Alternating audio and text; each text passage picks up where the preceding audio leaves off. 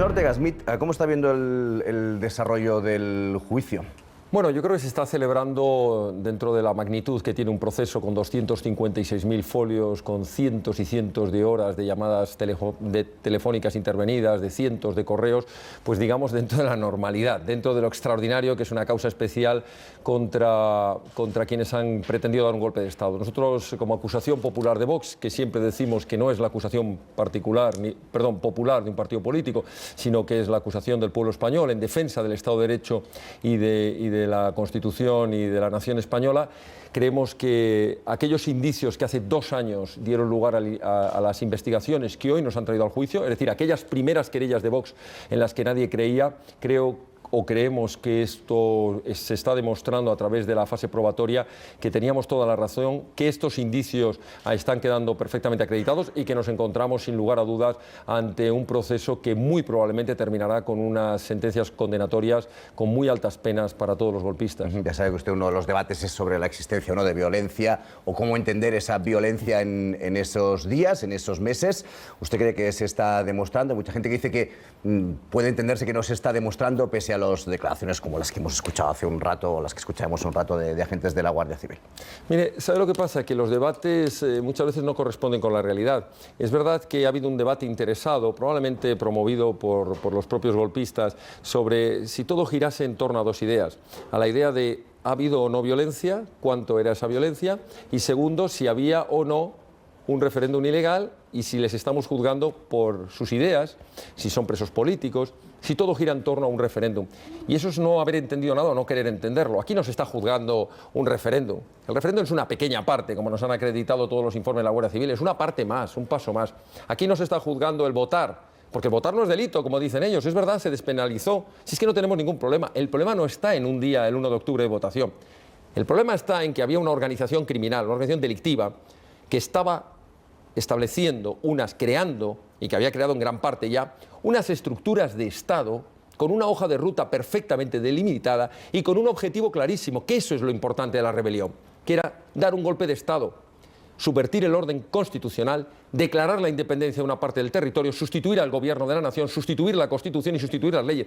Y eso no lo dice Vox, eso lo están diciendo a gritos los hechos. Me gustaría preguntarle por ese manifiesto que comentábamos ahora al empezar de 41 senadores franceses poniendo en duda la legitimidad de ese proceso y después también la reacción por parte del gobierno francés contundente de apoyo a la unidad de España y a las instituciones españolas. Bueno, lo primero que hay que decir al Senado, a esos senadores, no al Senado, a esos senadores, es que... Algunos de los cuales son del partido de Macron, digo, porque había un poco de todo, no eran, podíamos decir, senadores de partidos socialistas, más o menos destacados. Ese es el problema del Partido Ciudadanos en España, que tenía que ver las instrucciones que le da su jefe político Macron a través de su embajador Manuel Valls en Barcelona, a ver qué cosas están haciendo allí, ¿no? con sus corregionales franceses. Pero vamos a lo importante. En primer lugar, el Senado francés no tiene nada que decir sobre la soberanía nacional española, punto. Ahí se acabó el debate. En segundo lugar, no representan al gobierno ni a la soberanía nacional francesa, son un grupo de senadores. Y en tercer lugar, nos parece una falta de respeto absoluta hacia lo que significa el ordenamiento constitucional, hacia las garantías procesales, hacia el Poder Judicial español, en definitiva, hacia la soberanía española, que poco tienen que decir. Pero, en fin, da igual. Da igual lo que digan, los españoles tenemos que tener claro que tenemos un Poder Judicial que va a actuar con contundencia, que tenemos un Poder Judicial que se va a ajustar a la ley, que se va a ajustar a la Constitución y que da igual lo que digan unos senadores franceses o lo que haya podido decir el juez alemán o los jueces belgas con respecto a este proceso. La soberanía nacional y el Estado de Derecho lo defendemos los españoles con nuestras leyes, con nuestros tribunales y por tanto, cualquier injerencia extranjera en nuestra soberanía pues no debe, o para venir a hacernos daño, porque esa es la otra película, es decir, algunos vienen descaradamente a hacernos daño. He tenido informaciones también de algún otro afiliado. Pues mire, que se afilian y a los 2 meses sale en la prensa una noticia de que afiliado del partido que está en no sé dónde fue condenado. Y dices, esta persona acaba de entrar ahora mismo y ya lo saben los periódicos. Está claro que es que hay personas que hablan con medios de comunicación o medios de comunicación que hablan con determinadas personas y les dicen, tú que estás condenado, afíliate y pasado mañana saco la noticia. Hombre, bueno, pues lo van a hacer hasta que lo pillemos y cuando lo pillemos saldrá por la puerta y por supuesto no dejaremos de condenar lo haré personalmente y lo harán nuestros servicios de comunicación, todos estos casos. Porque nadie tiene que tener ninguna duda que en nuestro partido vamos a hacer todo lo posible para que quienes estén ahí, y por supuesto, especialmente quienes vayan a ser cargos públicos, tienen que ser personas honradas, tienen que ser personas intachables y tienen que demostrar serlo. Lo que más ha llamado la atención en las últimas semanas ha sido la presencia de varios militares en la reserva, en las listas de Vox. Hoy, por ejemplo, la ministra de Defensa criticaba esa presencia, decía que no deseaba que ningún partido pudiera o patrimonializar o manipular el ejército, y también ha sorprendido mucho que dos de esos generales, un coronel y varios generales, firmaran ese manifiesto franquista. No sé si usted comparte esa firma, que existe, ¿no? Yo creo que hay que dejar dos cosas claras. La primera, los militares tienen obligación de neutralidad política cuando están en activo. Es decir, cuando un militar está jubilado, recupera sus derechos civiles en el sentido político también y pueden participar, es perfectamente legal. Pero no solo es que sea legal, es que es bueno.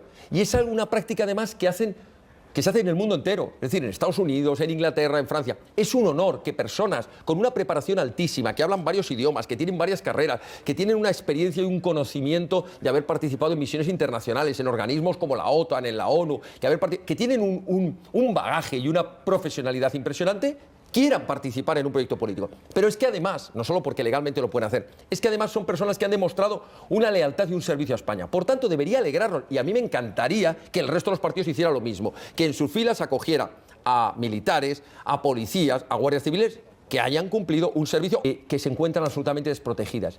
Si estas personas tienen que hacer uso legítimo de esa escopeta de caza que tienen o de una pistola para salvar la vida de su mujer, que están violando a su hija, que los quieren matar y matan a uno de estos criminales o lo dejan herido, nosotros decimos que esa persona no debe tener ninguna responsabilidad penal. Y lo decimos y lo vamos a reiterar y lo vamos a defender. Y lo que estamos haciendo, y perdón, termino con eso, es defender el derecho fundamental a la legítima defensa. Es decir, el derecho a poder defenderte utilizando todos los medios que estén a tu alcance para intentar salvar tu vida o la de tus ajenos. Siempre, por supuesto, se entiende dentro de una defensa proporcional. Nadie está diciendo que si han entrado en el jardín de tu casa a robarte un geranio, pues le pegues un tiro a una persona. Nadie está diciendo eso. Estamos hablando de los casos en que se acredite que había un riesgo evidente, una violencia evidente, como es el caso de estos ancianos. Y ese hombre, que se llama Remigio, hizo subir al escenario y el hombre lloraba allí de rabia y decía: nos podían haber matado. Y tiene actualmente este hombre, yo le pregunté que cómo se encontraba, más de 2 meses de rehabilitación, ha quedado cojo para toda la vida.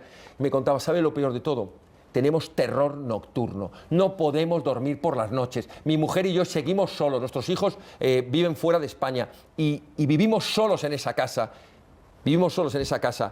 Y tenemos terror cada vez que escuchamos un ruido fuera, porque siguen pensando que van a volverlo. Yo me alegro, y me alegro como español, igual que se alegra usted, en que en España sea uno de los países con la tasa de criminalidad más baja. Pero eso no significa que no hay casos en los que, habiendo utilizado la legítima defensa, se han visto como un policía local que hizo uso de su arma y está siendo acusado de 20 años de prisión. Entonces, como esos casos ocurren... Tendrá que justificar ante el juez bien los supuestos, entonces, que usted lo sabe mejor que yo, que están en el 20.4 claro, del Código Penal. Voy a pedir brevedad. Sí, entonces quiero decir que estaremos de acuerdo que, aunque sean pocos casos, si ocurre algún caso, que tenga la plena seguridad aquella persona que haga uso legítimo de la defensa, repito, puede ser con una escopeta, puede ser con el cuchillo de la cocina o puede ser tirándole un jarrón a la cabeza, no lo sé, pero que haga uso, tiene que tener la tranquilidad de que nunca va a poder ser sentado en el banquillo en el momento que se acredite mínimamente en un atestado que quien estaba en su casa era un delincuente, que era un criminal, que tenía una pistola, etcétera, etcétera. No estamos diciendo, repito, una persona que ha entrado por equivocación en una propiedad y alguien tenga derecho a cometer. Buenas noches. Muy buenas Yo querría noches. preguntarle cómo valora usted la gestión de esa derechita cobarde, cómo califica usted la gestión del señor Rajoy en materia económica, ¿no? Cuando el PP fue capaz al final de coger una economía al borde del rescate, sacarla de ese rescate, volver a hacer que España creciera, aprobar una reforma laboral que ha permitido crear varios millones de puestos de trabajo. No sé, también tiene las mismas, o sea, su valoración es igual de crítica que con pues mire, materia política. Muy crítica. El Partido Popular ha jugado siempre con una especie de mantra que repite que ellos son los buenos en la gestión.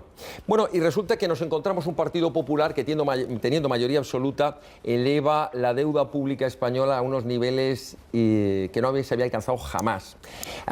Nos cuenta y nos vende la moto de que no nos han intervenido. Hombre, pero ¿cómo nos van a haber intervenido? ¿Usted no hubiera pedido el dinero para el rescate? Porque en la mayoría del aumento de la deuda es por el rescate bancario. Sí, pero el problema es quién ha rescatado. Es que el rescate lo hemos hecho los españoles. Sí, claro. A costa de elevar los impuestos, más de 30 impuestos, hasta cuotas de impuestos y de imposición fiscal, vamos, que ni Izquierda Unida ni Podemos se habrían atrevido a hacer, o ni siquiera llevaban en su programa, a base de presionar fuertísimamente en el tema fiscal, a base de no reducir nada el gasto público, a base de endeudarnos a los españoles, no esta generación y la próxima, que veremos a ver cómo se paga todo esto. Claro, es que así cuadran los números, ¿no? Claro, el decir han hecho una buena gestión económica, ¿en qué medida? ¿En la medida de dejarnos hipotecados para las próximas generaciones? ¿Qué hubieran hecho ustedes? ¿Hubieran dejado que perdiéramos los que teníamos dinero metido en los bancos, en todas las cajas de ahorros, que hubiéramos perdido ese dinero? No en los bancos, no, en las cajas. Es que es importante. Importante. Es que el rescate de las cajas de ahorros era por culpa de los partidos políticos. Porque estuvieron metiendo... Sí, pero es que claro, fueron ellos los que modificaron la ley de las cajas de ahorros, fueron ellos los que se metieron en las cajas de ahorros para meter a todos sus amigos, para financiarse ellos, y luego tuvimos que salir a rescatar todos los españoles, a costa de lo de siempre, del bolsillo de los trabajadores y los autónomos. Así que el Partido Popular en materia económica, que se le llena la boca y que siempre tienen los mejores economistas, lo que tiene... por cierto, perdón, quería decir que lo que ha sido incapaz el Partido Popular es en recortar nada el gasto público. Usted dice que qué hubiéramos hecho nosotros, y el gasto político innecesario, que esto es lo importante. No estoy hablando del gasto de sanidad, no estoy hablando del gasto de educación o de infraestructuras, no, estoy diciendo haber recortado de verdad el gasto político innecesario.